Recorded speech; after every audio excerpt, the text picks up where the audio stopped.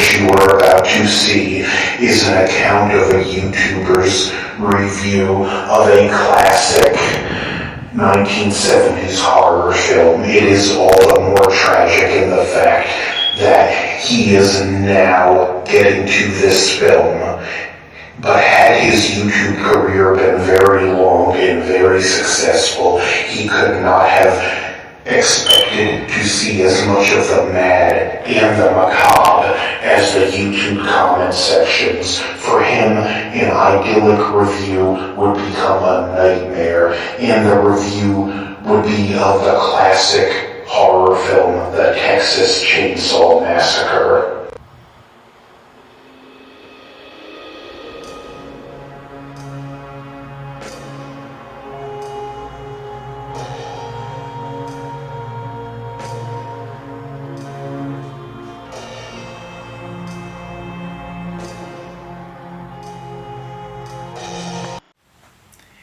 Happy October 1st and the beginning of Montober. This year, I'm finally getting around to the Texas Chainsaw Massacre, a film which is infamous for being one of the bloodiest, goriest horror movies ever made, but it really isn't that bloody.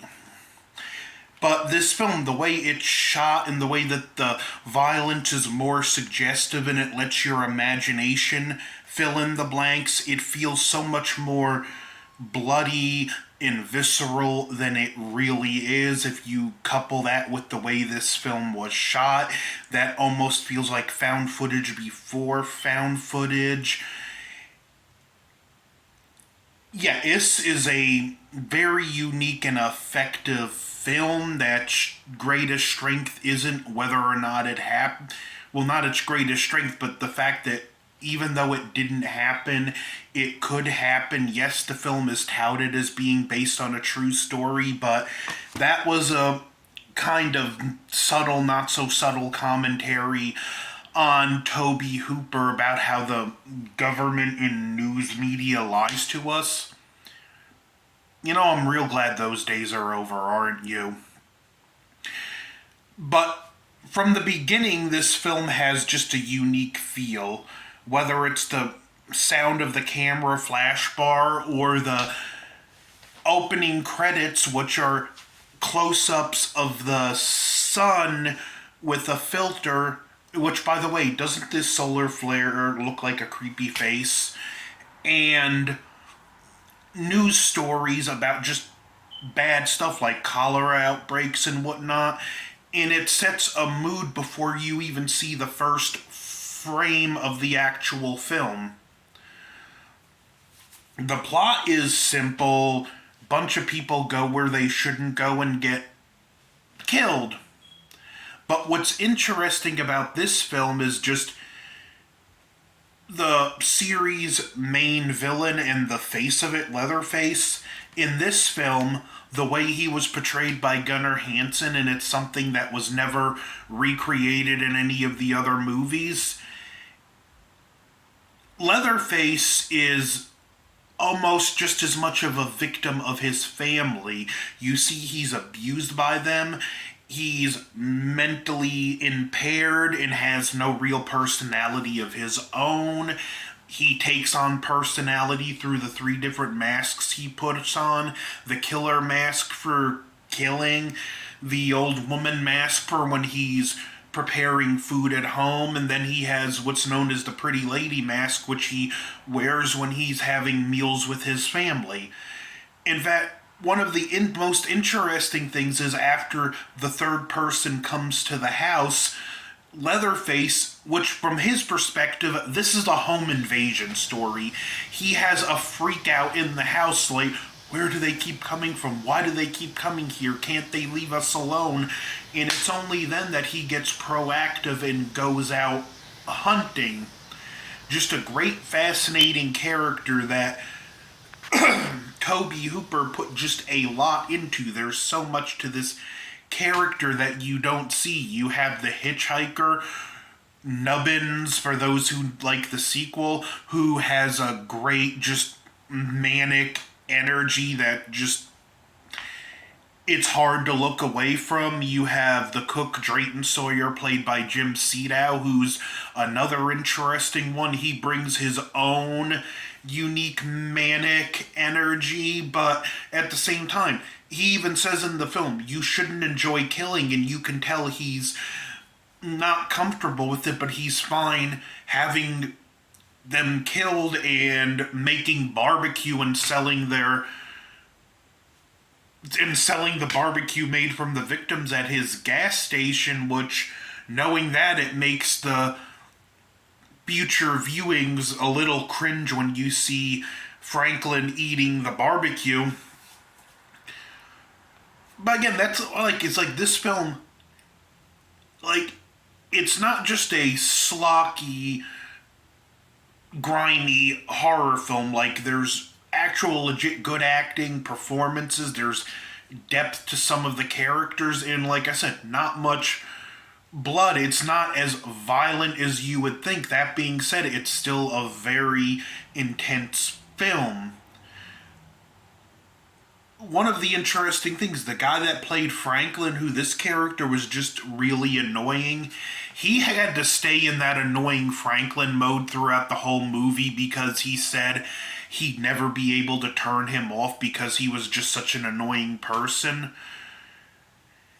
And this was really like, there had to be a lot of creative innovation in this film. They filmed in the blistering heat. If you look carefully during the infamous dinner table scene, you might or might not be able to see fumes riding off the food on the table. They filmed that scene. It was set at night, but they filmed it during the day. Well, really wee hours of the morning, but either way, the thing is, like, you can kind of, you see fumes, you might or might not see the fumes rising off the food. It's because they, again, how it was filmed, and that food was rotting as they were filming it. None of the actors were able to wash their clothes, so they were just sweaty. It stunk. It just had to be just nauseating to be in that room, and it just actually drove them all actually insane and crazy during the filming, to the point where when they were supposed to cut Madeline Burns' finger to give Grandpa the blood, like, in his manic state, Gunnar Hansen, because they couldn't get the prop to work, he just actually cut her finger on screen. The dirty rag that was in Madeline Burns' mouth wasn't a prop. They just found that on the floor. One of the actors just found that on the floor. Like, it'd look better if we stick it in her mouth. So, yeah, there was a lot of intensity that went into making this film, and it came through on the screen. This film may or may not have a lot of watchability for you. This is a film you watch for the experience, and if that's an experience you want to have a whole lot of times, your mileage may vary. I find myself maybe rewatching this once a year. This is never going to be the one, I'm in the mood for a horror movie, put in the Texas Chainsaw Massacre. But the fact that the rewatchability isn't there, the same way a Friday the 13th or a Halloween would be, is actually this film's greatest strength because of how effective it is. So, yeah, again, amazing what minimalists can do.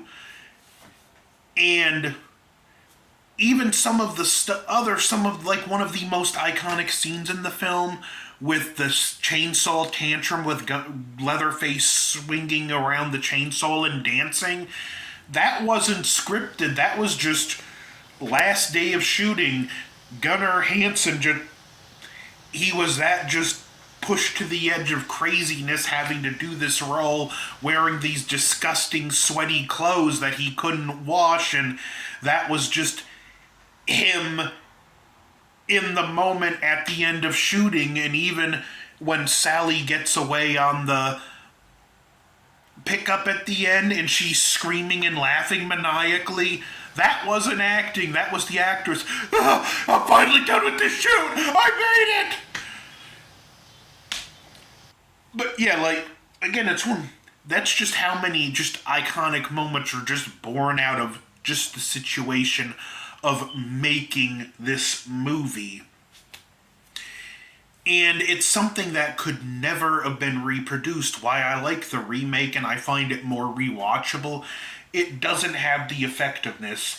It doesn't feel like you're watching something that out in the woods near you could have happened and might just did have happened.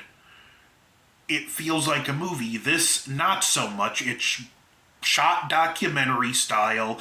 It puts you like right there with the characters, which I'd prefer to see more like this than found footage, but that's a debate for a whole other time. And like just the cinematography, like even in the dinner table sequence, like just a lot of like extremes close-ups of Madeline Burns' eyes to the point where you can see the veins in her eyes and the terror and panic. Just the way this film does things like that. Again, not a film for everyone, but it is one of those rare horror films that actually transcends more than just being a horror film.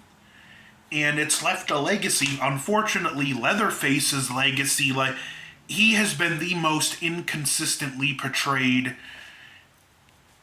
horror icon.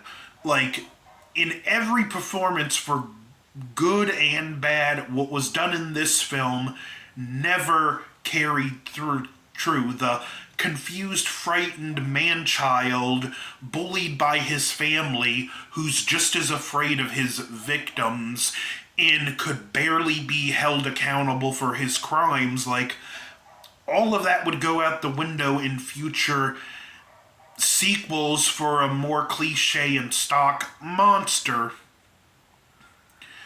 But those sequels are a debate for another time. I may or may not do one more this Montober, but just keep this in the back of your mind and we will revisit the character again, which at the time of filming this, the Texas Chainsaw Massacre game had just come out. And since there's probably going to be questions in the comments, yes, I have played it.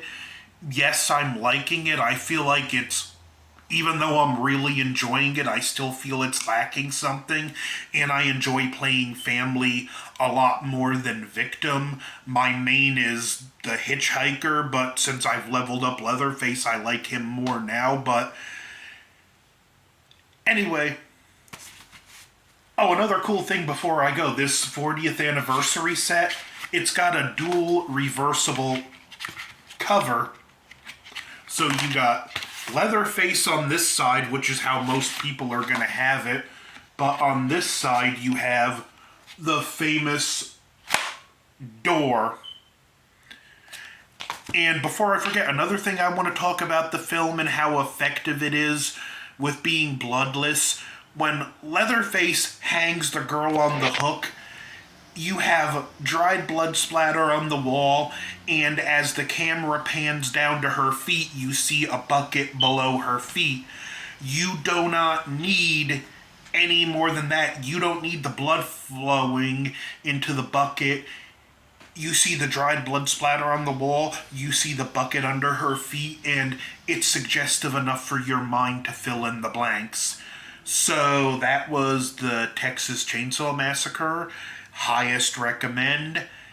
Montober off to a great start. Don't forget to like, share, comment, subscribe. Over and out. It's me from several hours in the future from recording this review. Another thing, if you're going to watch this movie, if you really want to enhance the atmosphere, wait for an absolutely disgustingly hot day where even with the AC, it's barely comfortable in the house. And watch it. I promise it'll just increase that uncomfortable, sticky, grimy atmosphere of the film.